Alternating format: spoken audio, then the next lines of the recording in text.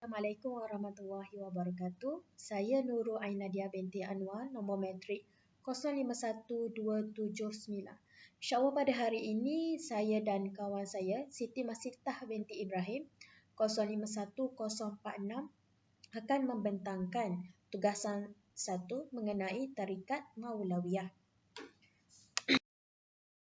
Seterusnya saya akan membentangkan tentang latar belakang tarikat Maulawiyah. Tarikat Maulawiyah adalah tarikat yang didirikan oleh Maulana Jalaluddin Ar-Rumi. Zikirnya disertai dengan tarian mistik dalam keadaan tidak sedar supaya dapat bersatu dengan Tuhan. Maulana berketurunan Khalifah Abu Bakar As-Siddiq dan Ali bin Abi Thalib. Maulana lahir di kota Balkh yang kini dikenali sebagai Afghanistan. Pada usia 12 tahun, Maulana dan keluarganya secara diam-diam meninggalkan kampung halaman untuk mengerjakan haji. Mereka tidak kembali ke kota Balkh kerana ayah Rumi, Bahak ad-Din, telah mendengar tentang pencerobohan Mongol. Mongol merupakan masyarakat nomad yang mendialami dan mendirikan kerajaan di daerah Mongolia. Jadi mereka mengunjungi Nishapur dan di situlah Rumi bertemu dengan Farid ad-Din Asar yang merupakan seorang penyair sufi terkenal yang menyerahkan salinan bukunya berjudul Asrar Nameh. Dari kota Balkh ke Nishapur dan seterusnya ke Baghdad. Di Baghdad, mereka mendengar berita tentang pencerobohan Mongol.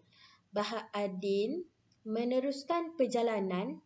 Bahak ad-Din melakukan haji di Mekah, seterusnya meneruskan perjalanan ke Damsyik, Syria, Militin, Armenia dan akhir sekali Zaranda. Di sinilah Ar-Rumi bertemu dengan puteri Lala Sharif. Menikah dengan Jauhar Khatun yang merupakan puteri Sharif ad-Din. Beliau dan keluarganya berpindah ke Konya setelah mendapat undangan dari Sultan Al-Din Kaikabad. Di sini Bahak ad-Din sangat dihormati oleh Sultan dan menjadi pembimbing spiritualnya sehingga diberi gelaran hormat Sultan Al-Ulama. Bahak ad-Din memperoleh kemasyhuran dan posisi terhormat sehingga kewafatannya. Setelah ayahnya meninggal, Rumi mengambil posisi ayahnya sebagai penasihat para ulama Konya dan murid-murid ayahnya. Gurunya Burhan ad-Din mengajak Rumi untuk meneruskan pendidikan di Aleppo, Syria. Dan di sini beliau mendapat peluang untuk mengunjungi madrasah serta bertemu dengan tokoh-tokoh besar.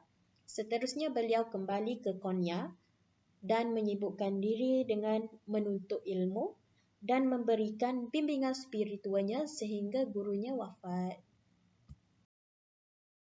Hakim yang memahami syariat, Rumi tidak memasukkan dirinya dalam ritual kontroversi. Beliau memiliki caranya yang tersendiri bagi mencapai kesempurnaan dalam beragama tanpa perlu menjadi ekstrim. Ia memanfaatkan puisi muzik dari seruling dan gitar untuk mengiringi zikir. Cara ini kemudian dikenal dengan samak yang bererti mendengar. Setelah kembali ke Konya, Rumi mendirikan tarikatnya sendiri. Kira-kira 15 tahun setelah itu, kesihatan Rumi merosot dan seterusnya beliau jatuh sakit. Akhirnya, pada 16 Disember 1273, Maulana Rumi menghembuskan nafasnya yang terakhir di kota Konya. Para pengikutnya, terutama anaknya Sultan Velid Çelebi, melambangkan ajaran itu dalam tarikat Maulawiyah ataupun Mevlevi. Berkenaan dengan tokoh guru dalam tarikat Maulawiyah yang memfokuskan tentang Syams Tabrizi. Selama bertahun, Jalaluddin Ar-Rumi menikmati popularitinya. Dia tiba-tiba didatangi oleh seorang tokoh darwish Syams ad-Din Tabrizi. Perjumpaan ini mengubah Rumi dari seorang teologi menjadi seorang penyair mistik sufi yang terkenal. Syams Tabrizi mendapat pendidikan di Tabriz dan merupakan murid Baba Kamal ad-Din Jumdi. Beliau bekerja sebagai seorang pengembara, penenun, penjual tali pinggan untuk menyara kehidupannya. Disebabkan kerana kuatnya personaliti kepribadian Syams, Rumi meninggalkan kegiatannya sebagai guru dan dai profesional kepada seorang ahli sufi yang hebat, penyair dan pencinta kemanusiaan. Cinta dan keindahan membuat ajaran Rumi berbeza dengan aliran tarikat lain. Sejumlah tarikat saat itu lebih memfokuskan untuk menyempurnakan diri menuju insan kamil melalui ibadah, wirid dan menyalurkan kefahaman ketauhidan baru.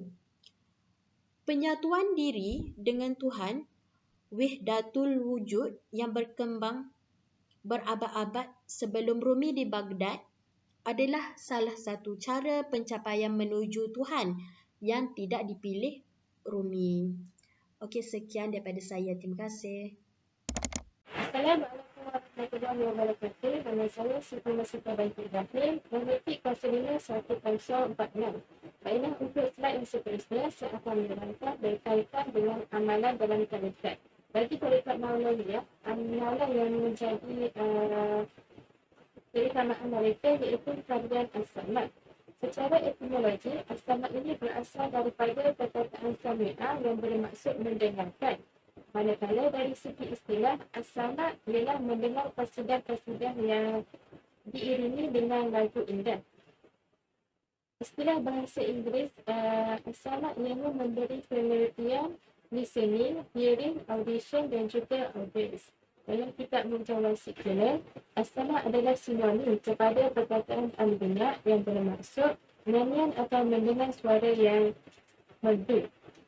Tarian as-samat ini adalah tarian yang dimainkan bersama alunan muzik, syair-syair indah, qasidah, bacaan Al-Quran serta selawat kepada Nabi SAW. Tarian as-samat terdiri daripada dua bahagian, iaitu pada bahagian pertama mengandungi na'at, iaitu sebuah puisi memuji Nabi SAW, improvisasinya seruding atau taksir dan juga lingkaran sultan walad. Manakala pada bahagian kedua pula terdiri dari 4 salam, iaitu muzik instrumental akhir, pembacaan ayat-ayat suci Al-Quran dan juga doa. Untuk slide yang seterusnya, iaitu hasil temubual responden. Dalam kerja ini kami telah menemubual seramai 4 orang responden yang terdiri daripada 2 yang tidak bertarikat dan juga 2 orang yang tidak bertarikat mengenai pandangan mereka tentang tarikat dalam ilmu tasawuf. Jadi apa yang dapat disimpulkan di sini, bagi golongan yang tidak bertarikat, mereka berpandangan tarikat dalam ilmu tasawuf adalah suatu yang baik sekiranya mengikut aliran tarikat yang betul dan sahih. Selain itu, tarikat merupakan satu jalan untuk mendekatkan diri kepada Allah SWT. Bagi golongan yang bertarikat pula, mereka berpandangan tarikat dalam ilmu tasawuf ini memang jelaslah ia satu komponen yang penting dalam ilmu tasawuf itu sendiri. Ini kerana ilmu tasawuf merujuk kepada ilmu yang berhubung kait dengan pembersihan jiwa. Okay, untuk slide yang terakhir, kesimpulannya, tarikat Maulawiyah ini merupakan tarikat yang diasaskan oleh Jalal al-Din Rumi, Jalal al-Din Muhammad atau lebih dikenali sebagai Jalal al-Din Rumi. Tarikat ini begitu sinonim dengan metod kesenian tari yang dikenali sebagai as-samat. As-samat adalah salah satu istilah yang digunapakai dalam ilmu tasawuf yang membawa pengertian mendengar syair-syair indah, puisi-puisi, nyanyian serta kasidah dengan menyebut nama Allah SWT.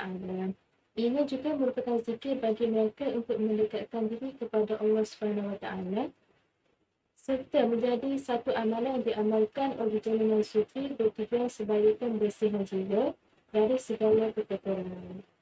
Jadi sekian saja daripada penjelasan kami. Wallahu a'lam. Assalamualaikum warahmatullahi wabarakatuh.